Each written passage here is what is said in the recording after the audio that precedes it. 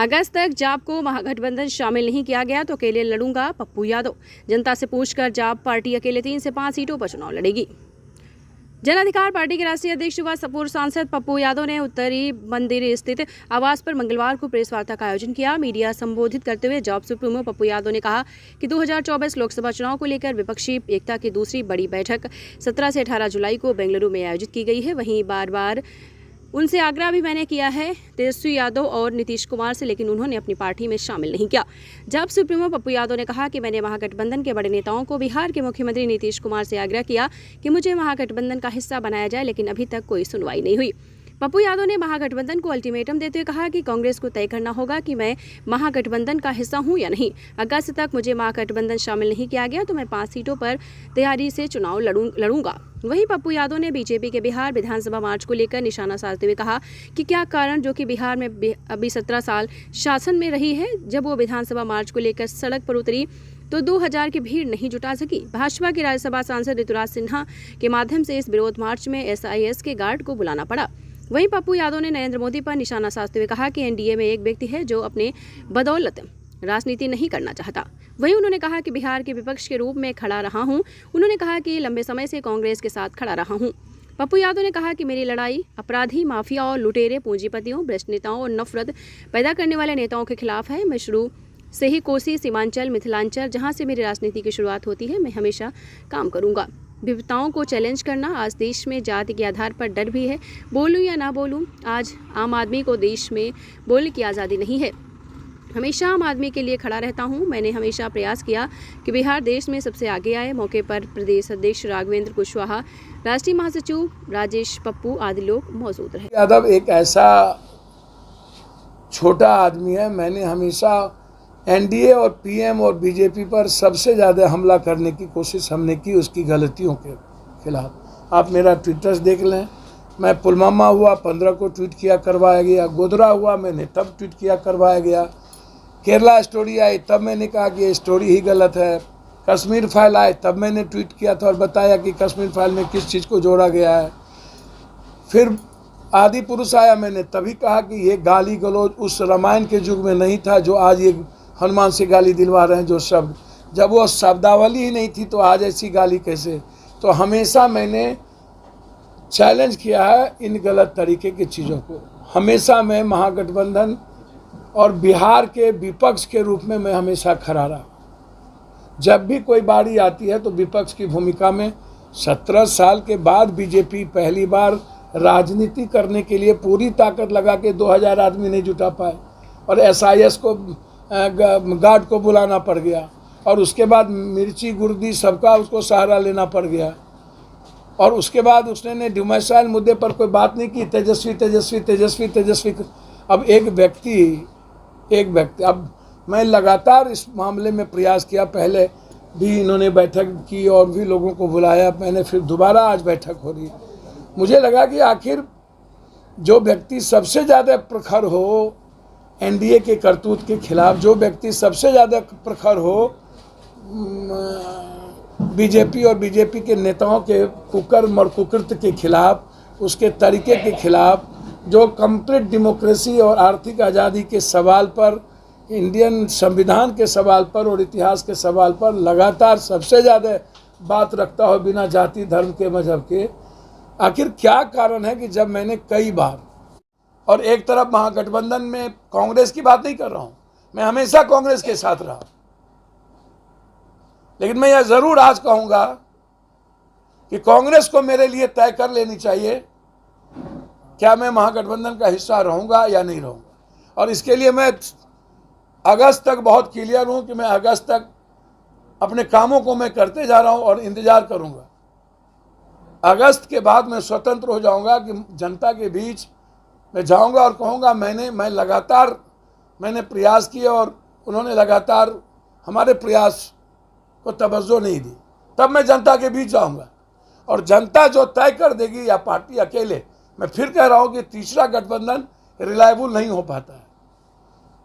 बहुत सारे गठबंधन है, साथ लड़ा जा सकता है, लेकिन रिलायबल नहीं होता है। और कई बार हमने प्रयोग किया है और सिर्फ चुनाव जीतने के लिए ऐसी चीज नहीं की जा सकती। इसीलिए मैं अकेला लड़ना उम्मीद करूंगा कि यदि इस तरह की गठबंधन पप्पू यादव के साथ ना हो तो हमारी कोशिश होगी मिनिमम 3 से 5 सीटों पर चुनाव लड़ने की। यदि गठबंधन ने इस बात को महसूस नहीं किया,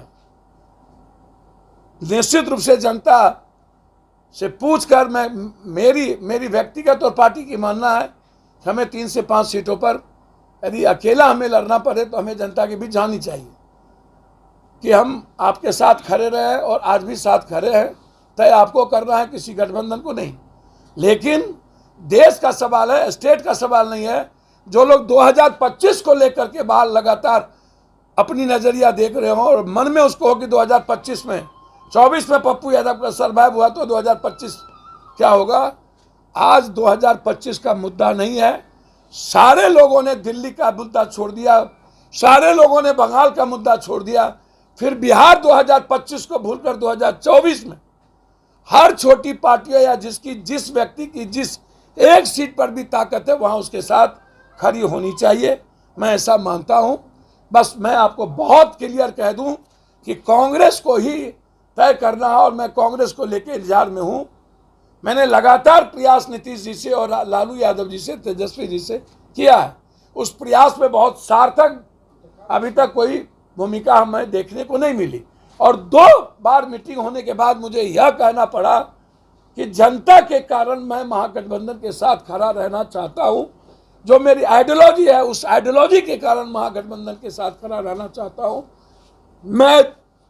मेरी ताकत 2 या 3 सीट की है। हो सकता है कल आइडियोलॉजी के चलते हमें एक महागठबंधन हमारी उस तवज्जो को ना दे, उसके बावजूद भी मैं हर चीज स्वीकार करूंगा। लेकिन आप तय तो करिए कि हम रहेंगे या नहीं रहेंगे। पूर्वांचल, मिथिलांचल, जहाँ से मेरी राजनीति की शुरुआत हुई और फिर बिहार के परिप्रेक्ष्य से लेकर देश, सदन से सड़क तक, 90 के पहले की राजनीति, 83 के मुखिया से लेकर अभी तक लगातार हमने हमेशा हमारा प्रयास रहा है कि इस देश के और इस बिहार के आर्थिक उन्नति, इस बिहार का कंप्लीट रूप से जो सबसे बड़ा वर्ग समूह है किसानों का, मजदूरों का, महिलाओं का और युवाओं के, बेरोजगारों का, उसके जीवन का प्रगति, उसको बदलना, उसमें कभी भी कोई कंप्रोमाइज हमने नहीं किया है। तो इसका खामियाजा कितना भुगतना पड़ेगा? देखिए, मैं किसी का ज्योतिष तो हूं नहीं कि खामियाजा भुगतना पड़े। हमको मुद्दे पर भी काम करना पड़ेगा, हमको नेक टू नेक भी काम करना पड़ेगा, आंदोलन भी काम करना पड़ेगा, हमको अभी अहंकार को भी निकालना पड़ेगा। खामियाजा क्यों भुगते या भुगतने की बात हम करें भाई? हमें 6 जात 7 जात आप गठबंधन करिए, लेकिन सरकार में मैं हूं। हमें मुद्दों पर भी काम, आम आदमी के नेक टू नेक विकासों के लिए भी हमको काम करके हमें जीत हासिल करनी पड़ेगी। और उसमें मैं हमेशा रहा हूं कि लोगों के मुद्दों के साथ मैं खड़ा रहा हूं। मुद्दे पर यदि बात होगी तो पप्पू यादव से ऊपर कोई नहीं है। यदि संघर्ष और लाठी पर बात होगी तो पप्पू यादव से ऊपर कोई नहीं है। बहुत क्लियर है। खामियाजा क्यों भुगतना पड़ेगा भाई? निश्चित रूप से अहंकार को निकालकर 2024 की लड़ाई में नेक टू नेक सीट पर बात करनी चाहिए। और उसकी मैं तो कहा कि मैं अगस्त तक इंतजार करूंगा, महागठबंधन का प्रयास करूंगा कि मैं महागठबंधन का हिस्सा बनूं। जी, लालू यादव तो तेजस्वी यादव को सीएम बना। अच्छा, तेजस्वी यादव जी के भाग और भक्त में यदि सीएम बनना होगा आपको कैसे तो पप्पू यादव कहां से रोकेंगे? आपको क्यों शामिल करेंगे जब मैं ये क्या कह रहा हूं कि तेजस्वी जी को सीएम बनाने से मैं रोकूंगा? किसी को कोई रोक सकता है? 2 बार वो डिप्टी सीएम रहे कि नहीं? लालू यादव जी 2 बार डिप्टी सीएम सबको बनाए कि नहीं बनाए? अब आज रागनी को कौन सा लालू यादव जी बना दिया? रागनी ने अपने कैरेक्टर से अपनी चीजों को स्थापित कर दिया ना, कि नहीं किया? तो ऐसा नहीं है, कोई किसी को रोक नहीं सकता। वार्ता होगी तेजस्वी जी से तब तो मैं समझ पाऊंगा कि वो क्या चाहते हैं। एक सवाल, आज मैं महागठबंधन के साथ हूं तो निश्चित रूप से तेजस्वी जी के तरीके और तेजस्वी जी के हर चीजों के साथ खड़ा रहूंगा। आज आप 2025 का तो मुद्दा है नहीं, 2024 का मुद्दा है। इसीलिए एक सवाल है, जिस तरीके से जदयू ने